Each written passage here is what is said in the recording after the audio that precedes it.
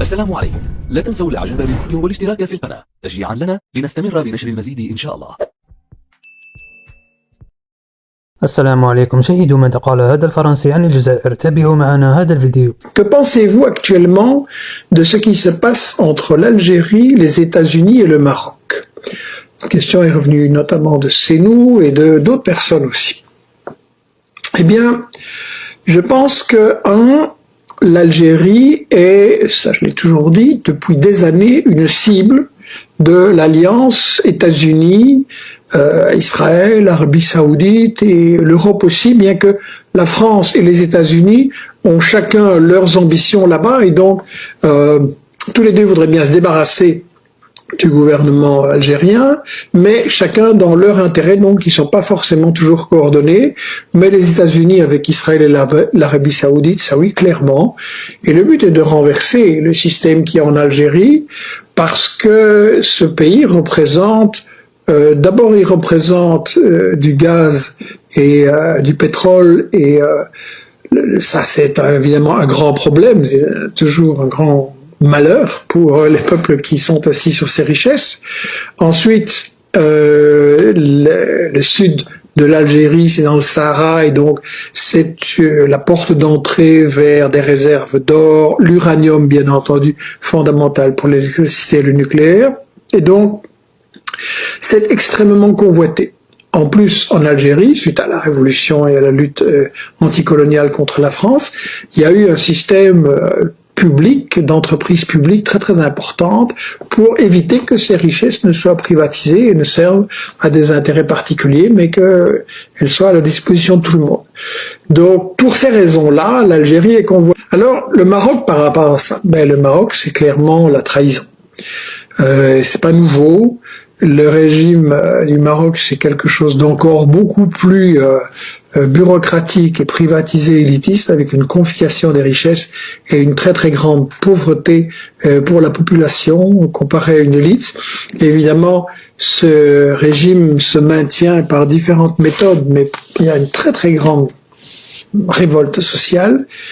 Et pour y répondre et pour se protéger, le Maroc a besoin des États-Unis et de la France. Rappelons que Israël a aidé le régime marocain, Hassan II à l'époque, à se débarrasser et assassiner Ben Barka, qui lui voulait installer un régime beaucoup plus populaire et social. Et donc le Maroc travaille avec Israël depuis longtemps.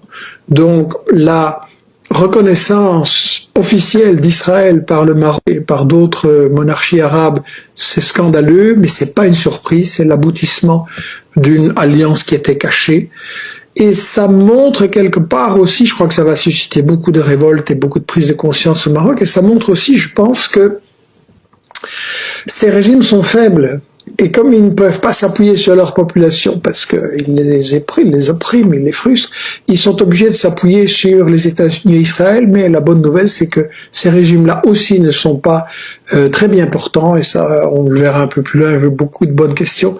Donc je pense qu'il est très important que l'Algérie, le Maroc, la Tunisie, la Libye, tous ces peuples-là, et les peuples noirs africains au sud, se travaillent ensemble par rapport à justement remplacer ces monarchies corrompues qui n'ont rien apporté de bon à la population par des régimes populaires démocratiques comme on a en Amérique latine avec Chavez puis Maduro, avec Evo Morales en Bolivie, etc.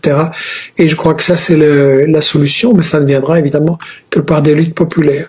Je crois qu'il y avait une autre question concernant l'Algérie, c'était ce qui se passe au Sahara occidental.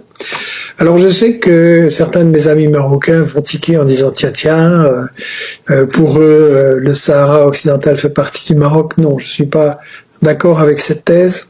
Le Sahara a été colonisé par les Espagnols et voilà, on va mettre fin au colonialisme. Et puis, quand l'Espagne ne pouvait plus le tenir, elle a refilé ça au Maroc pour toute une série de raisons et de pressions qui sont analysées dans des bons articles sur Investigation. Donc non, le peuple du Sahara, je le réaffirme très nettement, a droit à son autodétermination. Et ça n'est pas quelque chose contre le peuple marocain, ni pour tel ou tel autre peuple. C'est tout simplement un droit de tous les peuples de décider dans quel état ils veulent vivre, quel régime ils veulent. Et il n'y a pas de raison que le Maroc continue à coloniser le Sahara. Et je pense d'ailleurs que toute cette propagande des rois marocains a servi à détourner l'attention des problèmes sociaux et démocratiques dont je parlais, en dressant tournant les attentions vers un ennemi extérieur. C'est un truc classique, ça, du bouc émissaire. Et donc voilà mon point de vue sur le Sahara, le Maroc, l'Algérie.